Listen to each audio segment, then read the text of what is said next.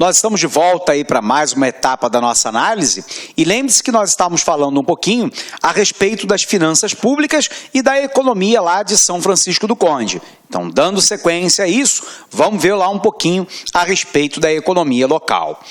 Então, pessoal, esse dado aqui, que é um dado do IBGE, nos mostra lá o Produto Interno Bruto, né, que é o valor adicionado por cada um dos setores da atividade em São Francisco do Conde. Então, só lembrando o seguinte, né, que quando nós estamos falando de Produto Interno Bruto, nós estamos falando de toda a soma de bens e serviços produzidos internamente, portanto, dentro da fronteira do país, independente da origem do capital, durante um determinado período de tempo. Bom, o que significa dizer, professor, independente, né, da origem do capital? É que se a Ford está produzindo em Camaçari, na Bahia, né, faz parte do PIB de Camaçari, embora a Ford seja uma empresa de capital americano. Porque se ela está produzindo dentro do território nacional, entra no cálculo do Produto Interno Bruto.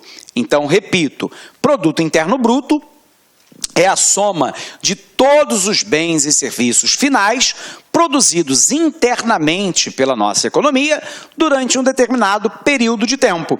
Então, nesse caso, a gente vai poder observar que a atividade agropecuária praticamente não contribui em nada com o PIB de São Francisco do Conde. Enquanto que o setor industrial, tudo bem, teve um comportamento negativo de 2 bilhões no período analisado em 2010. E nós vamos observar que a principal atividade econômica que acrescenta PIB ao município é o setor de serviços. Então é aquele fenômeno, né, que nós havíamos chamado de terciarização das atividades econômicas, ou seja, o crescimento do setor terciário da economia ligado lá a comércio e a serviços. Diga-se de passagem, isso é mais ou menos o que ocorre na Bahia e no Brasil, né? A maior contribuição é dada pelo setor terciário, secundada pelo setor industrial e o setor primário. Observe, no entanto, né, que no caso de São Francisco do Conde, o setor agropecuário sequer, né, foi digno de mensuração pelo IBGE em 2010. Então, a maioria das atividades estão relacionadas ao setor terciário da economia. Dito isso, pessoal, precisamos falar um pouquinho a respeito de educação. E quando nós falamos de educação, né, é preciso a gente citar que o Brasil tem, né, nós já citamos aqui, quase que a universalização do ensino fundamental e do ensino médio.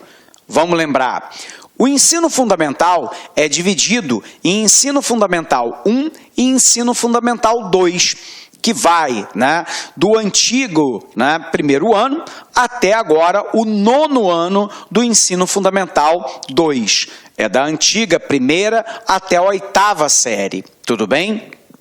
O ensino médio vai do 1º até o 3º ano. Lembrando que o ensino fundamental 1, né, bem como o ensino fundamental 2, né, e a pré-escola, claramente, são responsabilidades do município. Lembrando que o ensino médio é responsabilidade prioritária do Estado e que o ensino superior, prioritariamente, é responsabilidade da União. O Brasil tem uma condição de quase universalização do ensino fundamental e do ensino médio, mas ainda temos gravíssimos problemas de qualidade dessa educação. E a educação de baixa qualidade está relacionada ao quê? Então vem para cá, vamos tentar entender isso aqui, pessoal. Nós podemos citar aqui, de maneira genérica, alguns problemas da educação brasileira. Tudo bem? Então vamos lá tentar entender quais são esses principais problemas. O primeiro dos nossos problemas, né, é, via de regra, um professor que é mal qualificado,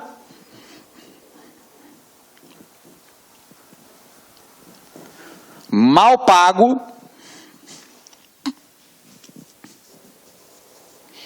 e sem plano de carreira atrativa.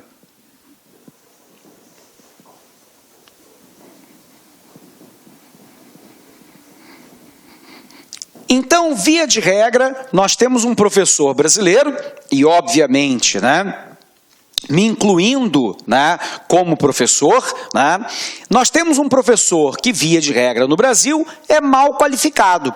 As nossas universidades não preparam os professores de maneira adequada, não só no conjunto de conhecimentos teóricos que eles têm que ter sobre a disciplina que vão ministrar, como os conhecimentos que não são necessariamente teóricos, mas que são conhecimentos práticos, né? De domínio de sala de aula, de didática, de imposição de voz, de controle de turma, de disciplina, de atividades, do uso de tecnologias, para que eu possa transformar esse processo de conhecimento no processo o mais interessante possível para todos, professores e alunos.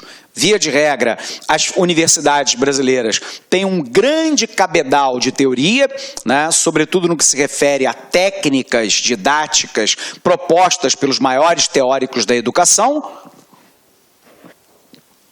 que obviamente tem o seu valor, mas que nós sabemos que são insuficientes para o trabalho do professor no dia a dia.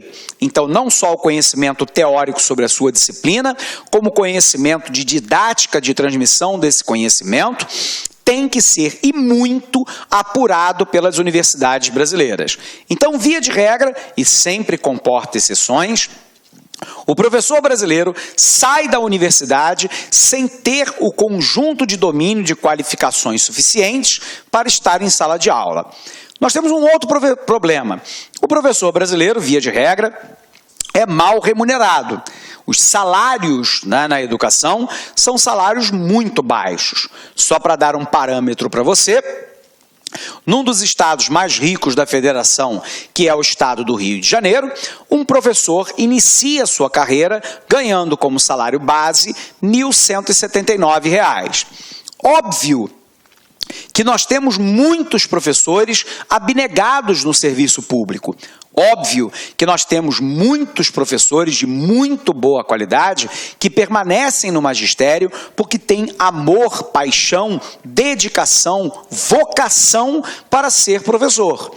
Mas a má remuneração tende, e isso é uma tendência, a não atrair as mentes mais brilhantes para a carreira.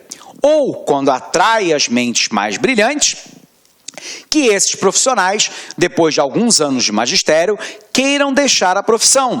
E normalmente o fazem no momento de maturidade intelectual e profissional, que é o momento em que ele tem um cabedal de conhecimento, né, significativamente acumulado, ao mesmo tempo domínio de turma, disciplina, conteúdo, domínio de tecnologia, transmissão de conhecimento de maneira adequada. Por esse profissional ser mal pago, por ter uma jornada de trabalho muito longa, uma carga de trabalho muito intensa, ele acaba procurando outras profissões, outros concursos públicos. Olá, meus amigos, minhas amigas, e aí, gostou da super aula do professor Alex Mendes? Professor top de linha. Garanto para você, se você assistir às 13 aulas completas do professor Alex Mendes, e se você fizer o concurso da Prefeitura São Francisco do Conde, você pode ter certeza que os conhecimentos gerais você vai gabaritar na prova, tá certo? Se você quer continuar assistindo essa videoaula, aliás, quer fazer o nosso curso completo, acesse o site lacconcurso.com.br, que lá nós temos esse curso online.